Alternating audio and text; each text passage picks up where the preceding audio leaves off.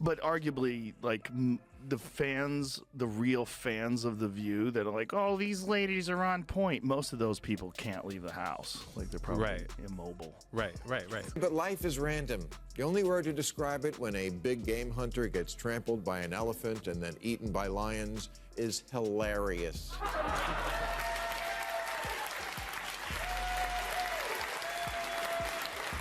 First segment, you used the term woke, and you said that woke is what was sort of ruining everything. And I know that you're... No, I didn't say ruining everything. I said that's why Trump could get reelected. That's why Trump could get reelected. Yeah. So the term woke has been, in my view, co-opted by the right and weaponized and bastardized. And so I was surprised to hear you use the term because historically, as you know, because I think you're quite brilliant, that woke is a word used by the black community to note that we must be aware of social injustices. But words migrate. So why is that a bad thing? It's not a bad thing, and originally that was absolutely a great thing. Alert to injustice, who's not for that? But words do migrate. Welcome back to AllStarBuzz. Thank you for joining us. Now, let's begin. Picture this: two of the most fearless voices in media, Bill Maher and Joe Rogan, step onto a stage already crackling with tension. And sitting across from them, Sunny Hostin from The View, the queen of progressive clapbacks and morning show moralizing. This wasn't just another polite TV debate. This was a straight-up verbal demolition job, and Sunny didn't see it coming. It all kicked off when Maher and Rogan teamed up like a comedy tag team ready for battle. These aren't your average talking heads. These are guys who've made careers out of saying what no one else dares to. So, when they walked into The View's turf, the energy shifted. They didn't hold back, and they weren't there to play nice. Sarcasm flew. Eyes rolled. Sunny braced herself, but the roast was just getting started. And by the way, before we continue, don't forget to like this video and subscribe to the channel. It really helps us grow and share more intriguing stories. Now let's continue. I saw you on The View. Yeah. So that's been overwhelming my past couple days. So I just went in there, did my thing. I had no idea what to expect. I didn't know who Sunny Hostin was. I actually still really don't know. So I wasn't expecting necessarily for her to kind of try to ambush me in that way and attack my character in that way. Well, it is the show that people love to hate. Yes, that's true. They get so much hate watching viral clips of them saying ridiculous things. I mean, yeah. it is a rabies-infested hen house. From the very first moment, it felt like a setup for chaos. Maher with his cold, surgical wit. Rogan with his no-filter, knock-you-out honesty. Together, they were unstoppable. And Sunny? She was trapped in a storm of sharp jokes, brutal truth bombs, and painfully long silences that made even the audience squirm. This wasn't just a clash of opinions, it was a public takedown. Now, here's where it got even juicier. The whole clash really exploded over one word: woke. Sunny Hostin challenged Bill Maher for using it, acting shocked that someone so brilliant would adopt a term that, in her eyes, had been twisted by the right wing. She tried to reclaim it, saying it originally came from the black community to describe being socially aware, but Maher wasn't having it. He fired back instantly. "Words migrate," he said, cool as ever. And with that, he exposed the real issue: how a word that once stood for justice is now used to shut down conversations. Now, I'll use any term you want. Okay. Because maybe that is a word that's triggering, and so let's not use that word. I don't know, want to call it the super far left? But don't tell me the left Or maybe the super far right. Well, he's talking about the left. Well, then okay, but we talked about that. I mean, I think we agree about the danger of the super far right, and I can't say it enough. I think they're the bigger threat. But don't tell me that the left hasn't changed. Sunny kept trying to steer the conversation back to her narrative, but it was like watching someone trying to hold back a flood with a coffee filter. Joe Rogan jumped in too, not to soften the blow, but to drop his own punchline. He called out how woke culture, the kind Sunny defends, is exactly why people are tuning out, and why someone like Trump could win again. That line hit hard. You could feel the shift in the room. And instead of backing down, they kept going. Sunny insisted the far right was the real threat. But Maher leaned in with that smirk and said, "Don't tell me the left hasn't changed." You could practically hear the gasp. This wasn't a discussion anymore. It was a full-blown reckoning, and Sunny was already starting to lose ground. And then things got even more uncomfortable. Bill Maher and Joe Rogan weren't just pushing back, they were tearing through The View's entire playbook. The polite smiles were gone. The filters were off. This wasn't a debate. It was a roast. And Sunny Hostin was stuck in the hot seat. Rogan admitted he had no idea who Sunny even was before the show, and honestly, he still didn't care. That's how little her moral authority meant to him. He walked in blind, and within minutes, recognized exactly what he was dealing with. He even called it an ambush. And you know what? It felt like it. But instead of folding, Rogan came swinging. Not with cheap shots, but with raw honesty that Sunny clearly wasn't prepared for. They didn't stop with her. They tore into The View itself, calling it a rabies-infested henhouse. Harsh? Maybe. I get it. I also hate Joy Behar. So I don't love you, but I also hate that squawking bird. So I hate the whole thing. And frankly, that show, you want to talk about a show that set women back, is The View. You want to talk about that show. If the CIA is engineering, Antifa and fucking the Capitol riot, some crazy misogynist engineered The View, because there's nothing worse than The View. In terms of there are so many brilliant women out there. None of them are on The View. None of them have gone near the set of The View. But let's be real, those viral clips of the hosts yelling over each other and pushing out half-baked takes have become internet gold for a reason. Maher compared the show to something that set women back, not empowered them. And he didn't just say it once, he drove it home. If misogynists built a talk show, he said, it would look a lot like The View. That line? Brutal. You could feel the shockwaves. And Sunny? She was still sitting there, trying to hold her ground, but the storm wasn't slowing down. Now Maher and Rogan turned up the heat even more. They came at Sunny from both sides like a perfectly timed takedown. Maher, with his calm and clever jabs, poked right through her polished image. He wasn't yelling. He didn't have to. He used logic and timing like a sniper uses a scope slow, quiet, and deadly accurate. It's a very strange show, but it's fun to watch. It's just fun to watch them. It's good entertainment. Yeah. Undoubtedly. Well, they're just, it's interesting because I think Sunny is very intelligent, but she's ideologically captured. Right. That's sort of, I think the other ones, there's a couple of the other ones, don't have to name any names, are just very dull-minded. But I think Sunny's not one of them. I think she's smart, but captured. Sure, I think she came into it with an agenda. Of course. They do everything with an agenda. He even joked about switching out the word woke if it was too triggering, but then added, "Don't tell me the left hasn't changed." That line hit like a slap across the face of Sunny's argument. Meanwhile, Rogan didn't tiptoe around anything. He called out the double standard, saying everyone talks about the dangers of the far right, but the far left has gone off the rails too. It's called The View. It's called The View. It's not called The Facts. Yeah, but isn't it interesting that it's called, I don't think they meant this when Barbara Walters invented it a long time ago, but it's The View. Well, that's the problem in America. But there is one view, right, and one that's clearly true opinion, and everybody else can go sit in the corner. That's correct. I think that's not actually, you're right. He wasn't interested in being polite. He was there to tell it like it is, and if it stung, so be it. The tension was thick.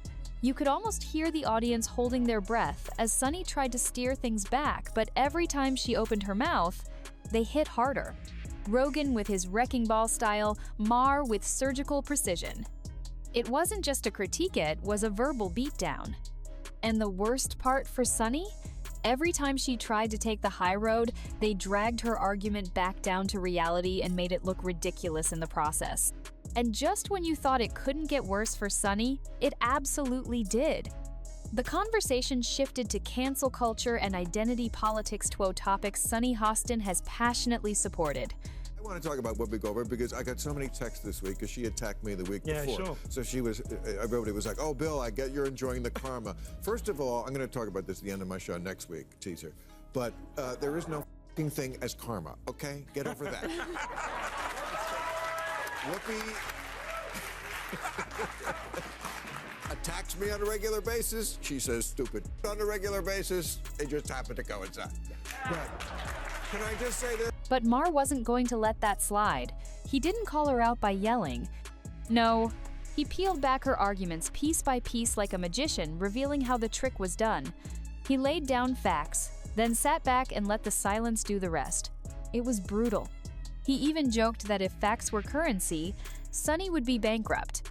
Not loud, not angry, just cold, cutting, and impossible to ignore. Her confident smile started to fade. You could see it. Her posture stiffened. She knew she was losing control of the conversation. Rogan didn't let up either. He wasn't playing chess like Maher. He was flipping the whole damn board. He said what a lot of viewers have thought for years. The View feels more like a performance than an actual discussion. And Sunny? She looked more like an actor than someone grounded in real-life consequences. It wasn't just that her arguments weren't landing. It was that the two guys sitting across from her were exposing how hollow those arguments really were. The crowd wasn't just laughing, they were realizing something. In fairness, though, I mean, The View has to be, if you average out The View hosts, among the dumbest people on television. And it's like they say the thing that people are thinking, but they say it very directly, so they expose whatever truth. But I don't think some of them are dumb. You don't think so? No, I don't think Sunny Hostin. You think it's deliberate? I think she's ideologically driven, and they have blinders on, for sure. This wasn't just about politics anymore. This was about truth crashing into a well-rehearsed script, and Sunny was out of lines. Then Maher delivered one of his coldest lines yet, and it hit like a punch to the gut. He leaned back, calm as ever, and said, "You're the kind of person who says the quiet part out loud and thinks it makes you enlightened. It's adorable. That line wasn't just clever, it was humiliating." Sunny, who usually owns the room with her moral confidence, suddenly looked exposed. You could see it in her eyes. The smirk was gone. The power had shifted completely. Maher wasn't finished. He attacked the very foundation of what Sunny stands on, her habit of moralizing everything. He didn't scream. He didn't insult her outright. He just kept pointing out contradiction after contradiction, each one sharper than the last. And every time he spoke, it was like peeling another layer off her perfectly constructed image. Rogan watched, amused, but then added fuel to the fire. Yeah, did you watch the episode when Tulsi Gabbard got on to defend herself and Joy Behar starts panicking, going over her notes while Tulsi is refuting everything that she said? Yeah, I mean, Joy Behar, again, these people have dementia. These are people who, should not be allowed out of the house. They have a national platform. I mean, it is crazy. They have no idea. These people have never read, a book. He questioned how anyone could take her seriously when she refuses to confront the real-life outcomes of her own beliefs. Her theories sound good on paper, sure, but what about in practice? That's where they fall apart. By now, Sunny was flailing. She reached for talking points, but they felt empty. The audience knew it. She knew it. Maher and Rogan had backed her into a corner not by shouting her down, but by calmly showing the cracks in everything she claimed to stand for. And the worst part? It wasn't over yet. Then came the line that shut the whole room down. "It's called The View," Maher said. "It's not called the facts." And just like that, the entire tone of the debate collapsed into laughter and disbelief. Sunny tried to recover, but the damage was done. Maher wasn't just attacking her ideas, he was mocking the entire foundation of the show she represents. He didn't even have to explain it. The irony was right there. A show built on strong opinions acting like it holds the moral high ground, when it really just pushes one single viewpoint. Maher pointed out exactly Thathow in today's media. There's one acceptable opinion, and everyone else gets told to sit in the corner. Sunny looked like someone who just realized the ground beneath her wasn't solid after all. And while she struggled to respond, Rogan added to it by painting The View as a megaphone for people who don't really want a conversation, they just want applause. There was no shouting, no dramatic breakdown, just two guys, calmly exposing what millions of viewers have been thinking for years. It wasn't just about Sunny anymore, it was about the whole structure around her. And in that moment, The View didn't look like a powerhouse. It looked like a carefully built illusion, slowly falling apart under pressure. Now it was Rogan's turn to take the spotlight, and he didn't hold back for a second. If Maher was the sniper, Rogan was the wrecking ball. No subtlety, no sugarcoating, just raw, brutal honesty. He called out Sunny's entire style of preaching without substance, saying she talks a lot about progress, but never actually explains how that progress works in the real world. Then he took aim at the queen of The View herself, Whoopi Goldberg. He brought up how Whoopi had attacked him the week before, and how everyone assumed he'd be enjoying the karma, but Rogan laughed it off. "There's no such thing as karma," he said. "Whoopi says dumb stuff all the time. And he wasn't wrong, Whoopi has a history of controversial takes that blow up online like wildfire." Rogan wasn't finished. He mocked Sunny's polished liberalism, comparing it to a polished car with no engineciny on the outside, but totally useless. Her sound bites, her emotional appeals, her endless virtue signaling it all got ripped to shreds under Rogan's no BS approach. He didn't just challenge her ideas, he ripped apart the entire premise behind them. And while Sunny fumbled for a comeback, Rogan looked like he was just getting started. For every smooth line Maher dropped, Rogan slammed in with a sledgehammer of truth. Sunny's arguments weren't just weak, they were starting to look completely empty. At this point, the roast wasn't just intense, it was devastating. Rogan looked straight into the heart of what The View represents and said what no one on mainstream TV dares to say. "If you average out the hosts of The View," he said, "they're among the dumbest people on television." The audience didn't even know whether to laugh or gasp, but Rogan wasn't joking. He doubled down. He said they speak in circles, repeat the same tired points, and act like they're speaking truth when, really, it's just noise. And when someone like Sunny Hostin talks, it's not intelligence, it's ideology.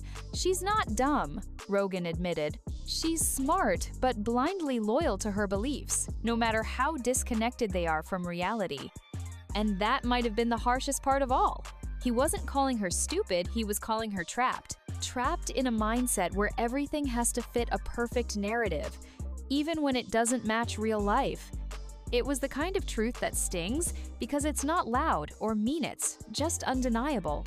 While Maher stayed on his slow burn, carefully tearing down the walls, Rogan was inside the building with a flamethrower. He exposed how these progressive ideals don't hold up when faced with real problems.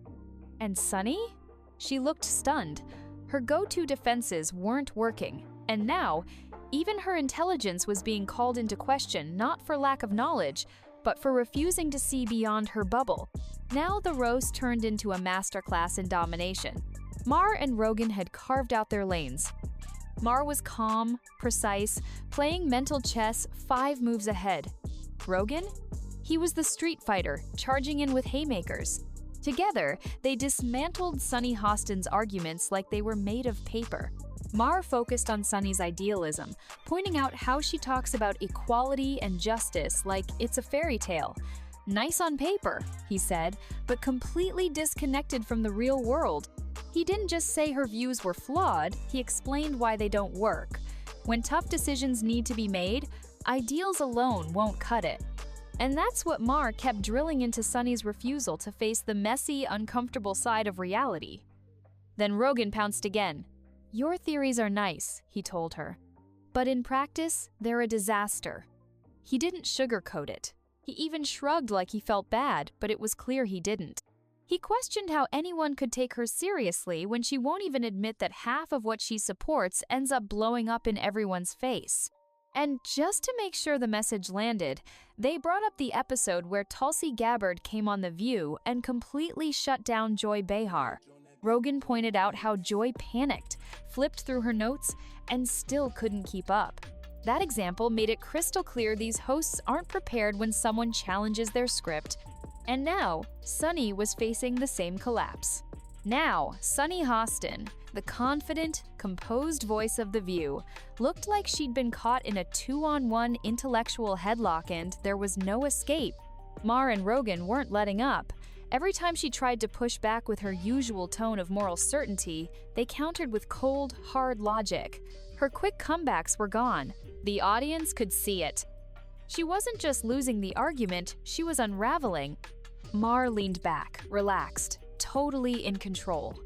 He looked like a man who knew the damage was done. Rogan, on the other hand, was just enjoying the wreckage.